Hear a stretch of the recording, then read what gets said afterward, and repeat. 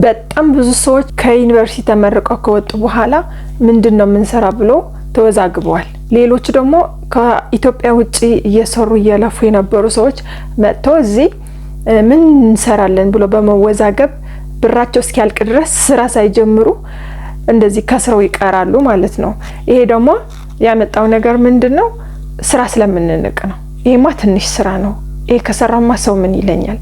በእኔ አስተሳሰብ ትንሹን ስራ ካልሰራን ወደ ትልቅ ደረጃ መድረስ አንችልም። ስራ መናቅ ተገቢ ነው ብዬ አላምንም። የተገኘውን ስራ መስራት ጥሩ ይመስለኛል። ሰላም፣ ሄለን እባላለሁ። ኮንቴንት ክሬተር፣ ሶሻል ሚዲያ ማናጀር እና ቪዲዮ ኤዲተር ነኝ። ዛሬ ደግሞ ከ10,000 በታች ልንሰራቸው የምንችላቸው ስሞል ቢዝነሶች ምን እንደሆኑ ይዤ መጥቻለሁ። እስከ መጨረሻ ከኔ ጋር ቆዩ። መጀመሪያ ግን ስለ ቢዝነስ ከማሰባችሁ በፊት ዲማንዱ ማሰብ አለባችሁ። ማለት እናንተ ያላችሁበት ሰፈር፣ ከተማ ምንድነው የሚፈልጉ፣ ምን ባቀርብላቸው ነው ተወዳጅ የሚሆነው ብላችሁ ዲማንዱ ማሰብ አለባችሁ። ቁጥር 2 ደግሞ እናንተን የመረጣችሁት ቢዝነስ ተመሳሳይ ስራ የሚሰሩ ሰዎች ጋር ሄዳችሁ ሪሰርች ማድረግ አለባችሁ።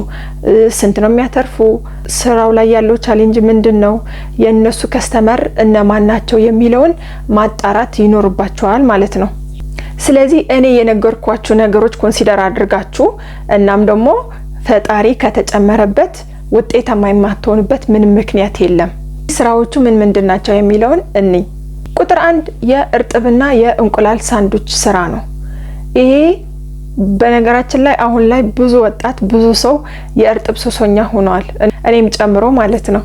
እና አሪፍ ቦታ ትምህርት ቤት አካባቢ፣ ሰው የተሰበሰበበት አካባቢ እርጥብ እንደዚህ ፋስት ፉድ ነገሮች መሸጥ ከጀመራችሁ እንቅስቃሴ ያለበት ቦታ ከሆነ እርግጠኛ ነኝ በጣም አትራፊ ትሆናላችሁ። ነች የማቃት ልጅ አለችና ትምህርት ቤት ፊት ለፊት ነው የምትሸጠው።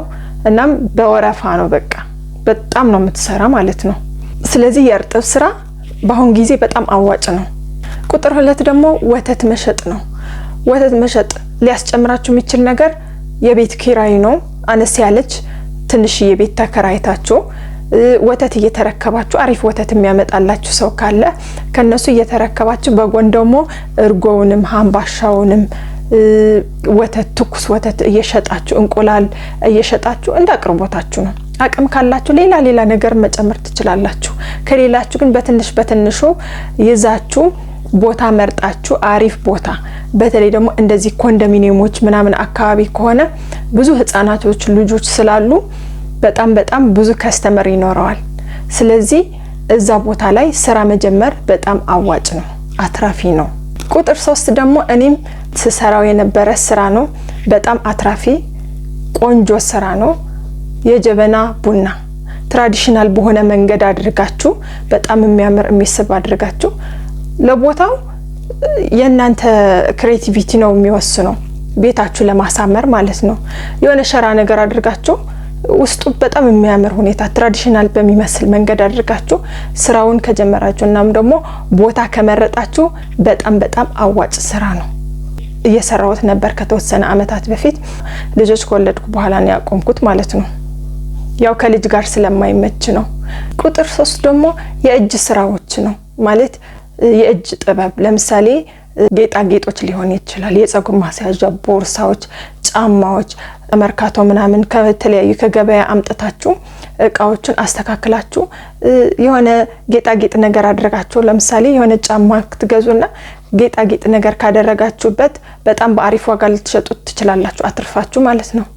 ይሄ ደግሞ የሚያስፈልጋችሁ ትንሽዬ መነሻ ብር ነው የሚያስፈልጋችሁ። ከ5,000 እስከ 6,000 ከዛ ከ10,000 በታች ባለው መጀመር ትችላላችሁ ማለት ነው።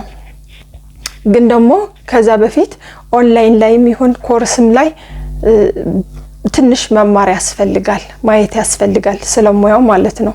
ከዛ በቀላሉ የሚለመድ ነው፣ ቀላል ነው እና መጀመር ትችላላችሁ። ይሄም በጣም አዋጭ ስራ ነው።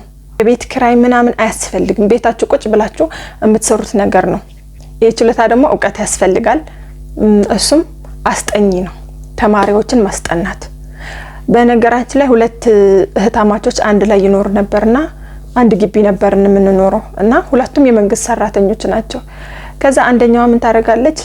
በትርፍ ሰዓቷ ታስጠናለች ልጆች እንግዲህ በሰዓት ነው የምታስከፍለው እና ይሄ የተለያዩ ቦታዎች እየሄደች ታስጠናለች በጣም አሪፍ ስራ እየሰራች ነበረ መጨረሻ ላይ የመንግስት ስራውን ትታ ሙሉ ለሙሉ በአስጠኝነት ብዙ ተማሪዎች ይዛ እያስጠናች ትገኛለች ማለት ነው እና በጣም አዋጭና አትራፊ ስራ ነው የምታወጡት ነገር ምንም ነገር የለም ዕውቀት ብቻ ነው ዕውቀት ካላችሁ ይሄንን ስራ መስራት ትችላላችሁ እስቲ እናንተ ደግሞ የምታውቁት ስሞል ቢዝነስ በትንሽ ብር የሚጀመር እኔ ያልጠቀስኩት ነገር ካለ ኮሜንት ላይ ጻፉ እና የዛሬ ርዕስ ይሄንን ይመስል ነበር እንደነዚህ አይነት ጠቃሚ ቪዲዮዎች እንዲደርሳችሁ ቻናሌ ሰብስክራይብ ላይክ ሼር አድርጉ ቀጣይ ሳምንት እስከምንገናኝ ሰላም ሁኑ